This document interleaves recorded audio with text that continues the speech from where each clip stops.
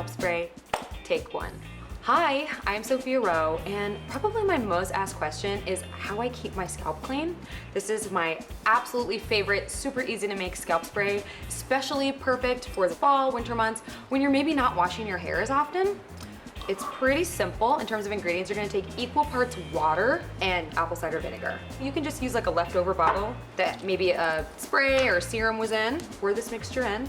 And then we are gonna take one of my favorite ingredients, good old tea tree oil, great antifungal, antibacterial. Maybe do anywhere from 6 to 8 drops. You don't have to go crazy. I love the smell of lavender. Another 6 to 8 drops. Pop the lid on. And in terms of application, spray this directly onto your scalp. You don't need to put it all over your hair. Just right onto the scalp and just work it in. So it's really that simple. And I mean, the longer you go between washes, the more your hair has a chance to grow and keep its own moisture, which is awesome. So this is a scalp saver.